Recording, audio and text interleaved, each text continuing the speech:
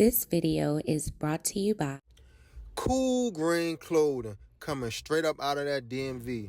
You know what it is. This that Baltimore designer right here. Come on now, come and show some love and show some support. Go online right now, coolgreenclothing.com, and make your purchase. Oh yeah, by the way, if you ain't cool and getting the green, you're in the way, and that's just basic. What's up, fam? It's your girl, Mrs. Tony 2 times, and I'm back with another video. In this special report of the Baltimore Way, I'll be talking about the recent tragedy of Baltimore tech CEO Pava LaPierre, who was found gone on the rooftop of her luxury Baltimore City apartment after being reported missing on Monday, September 25th. The suspect in her slaying, Jason Billingsley, has been arrested after a days-long manhunt.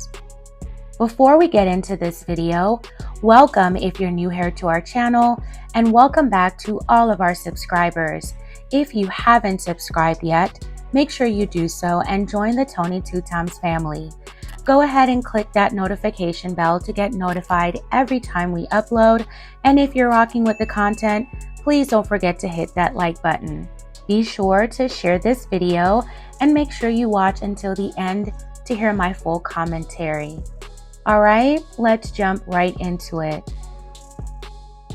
Ever since moving to Baltimore City in 2010, I have always viewed the city as a beautiful, historical, and charming place. Despite Baltimore's reputation as grimy, dirty, and a crime-ridden place, I chose to look beyond that and saw what most people missed out on. Baltimore's culture, club music, and especially the food had me captured. From downtown to the Inner Harbor, to Northeast Market to Lexington Market, the cobblestone roads to the historic buildings, the people, the vibe, were nothing like I had ever experienced anywhere at that time.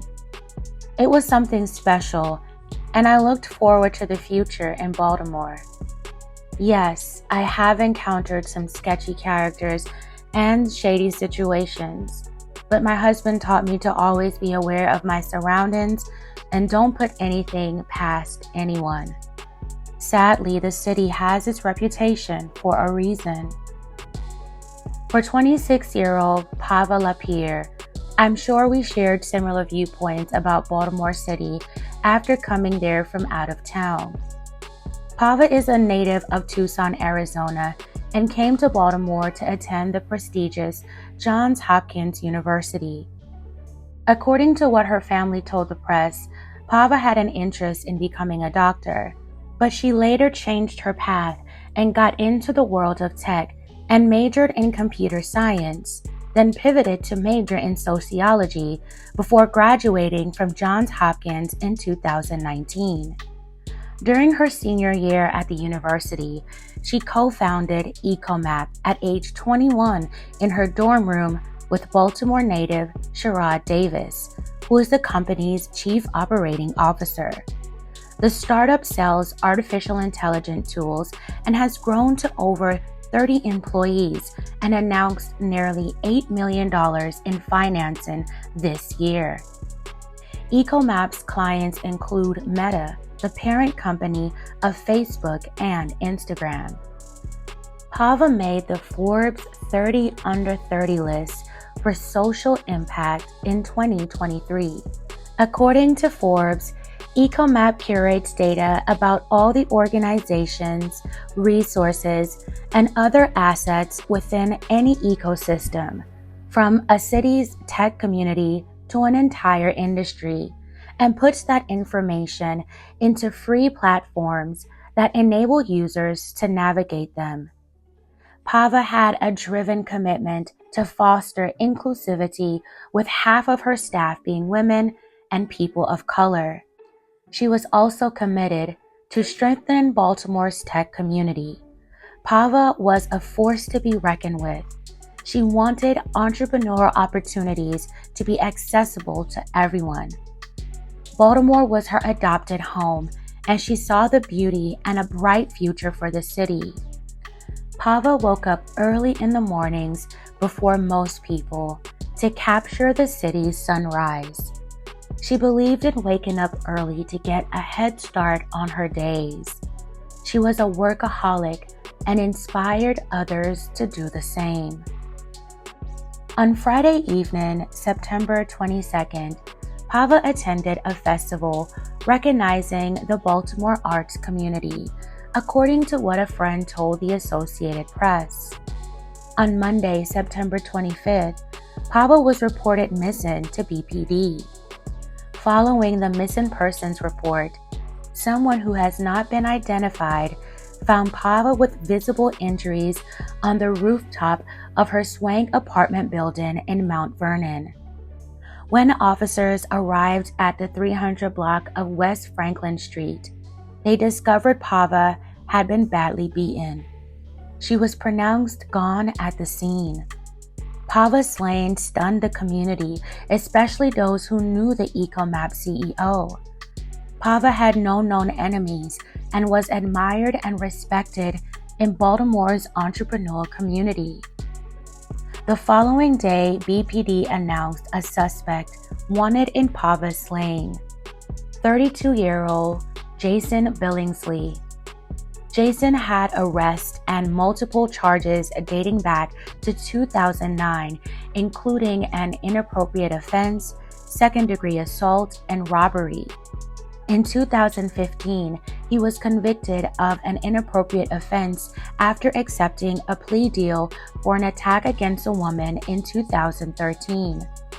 He was sentenced to 30 years with all but 14 years suspended and 5 years probation. The judge presiding over that case was not in agreement with the plea deal because of the horrible nature of the crime, according to the Baltimore Banner.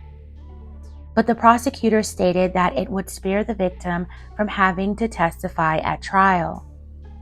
After serving 9 years, he was released in October 2022 on good time credit under mandatory supervision.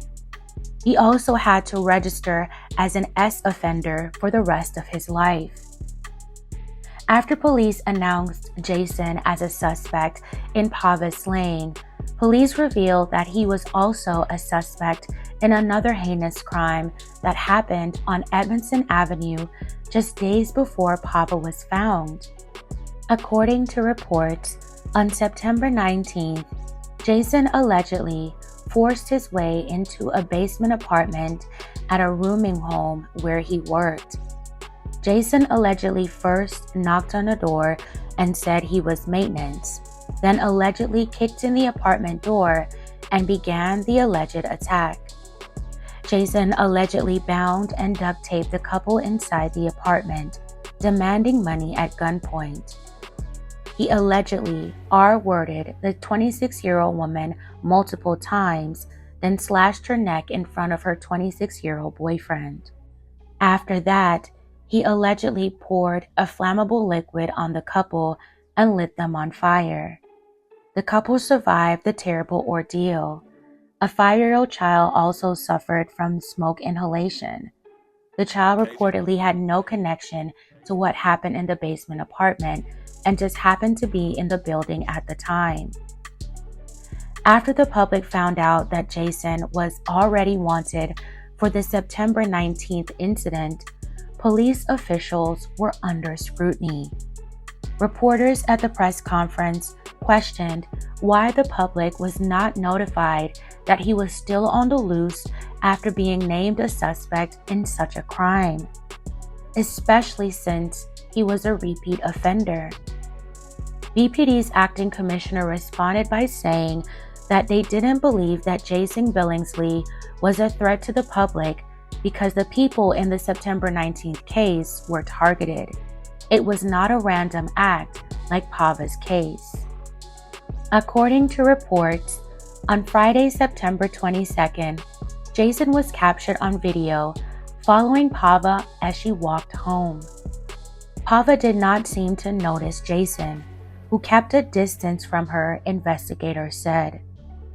Surveillance captured Pava entering her apartment building's lobby, but returned to the front door after she saw a man later identified as Jason Billingsley, waving at her through the glass, according to charging documents. That was around 11:30 p.m. Jason appeared as though he was having trouble getting into the building, as if he had forgotten his keys, the sources said. Pava opened the door and let Jason in, according to the documents. The two can be seen on video having a conversation before getting into an elevator together, documents say. 40 minutes later, Jason Billingsley is seen coming back into the lobby through a stairwell, scrambling for an exit, and wiping his hand on his shorts, charging documents said. When Pava's body was discovered on the rooftop, police found several items scattered across the scene: a brick, buttons, pants, a broken hair clip, and a pair of red shoes believed to be Pava's, the document said. She passed away from blunt force trauma and strangulation, according to the charging documents. Jason Billingsley's mother reportedly texted her son and told him to turn himself in. She also apologized to Pava's family and loved ones and said she doesn't know what drove her son to commit such an act if he is responsible. Jason is also facing charges in Baltimore County for stealing a firearm from a safe of a friend's home in Owings Mills and failing to register as an offender on September 25th. The friend said she allowed him to take a shower and sleep at the house, and when she returned, both he and the weapon were gone. This happened prior to police notifying the public that he was a suspect in Pava's slaying and the other case. The manhunt for Jason Billingsley came to an end late Wednesday night on September 27th, after U.S. Marshals arrested him at a train station in Bowie, Maryland, 25 miles south of Baltimore. Jason is facing a slew of charges in the 3 different cases, which includes Pava's slaying. He is currently being held without bond. He is innocent until proven guilty. May Pava LaPierre rest in peace. My deepest condolences to Pava's family and all who knew her. Everyone who spoke to the media about Pava had wonderful things to say about her and how much she loved Baltimore and how much she wanted to pour into the city she called home. What happened to her is just so unfortunate and undeserved. Even in her last moments, she was being a kind person, trying to help someone out she thought needed help, not knowing who or what this person was about. She didn't question if her safety was in jeopardy. She sadly couldn't have seen what was coming. My well wishes are with everyone affected by this terrible tragedy, even the others who recently had to go through their own terrifying ordeals, allegedly at the hands of Jason Billingsley. Officials said they are combing through other open cases to see if he fits the profile of any of those cases. The woman he was convicted of doing inappropriate, terrible things to a decade ago did an interview with Daily Mail, and she said she had no idea he was released until she saw the news on Tuesday when his photo was plastered as wanted.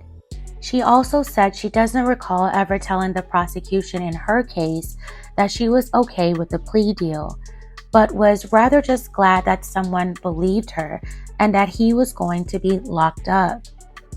My well wishes are with her as well. I can't imagine having to relive all of that all over again. It's just so much to unpack, fam. It's hard not to feel like the police dropped the ball on notifying the public that this man was on the streets. They said hindsight is 2020, and they won't speculate on whether or not that would have prevented what happened to Pava. They didn't believe he was a danger to the public at the time, not until after Pava's slaying. It's just very tragic and disheartening. Y'all be safe out there. Fam, tell me your thoughts on this in the comments below. Alright fam, that's it for this episode of the Baltimore Way.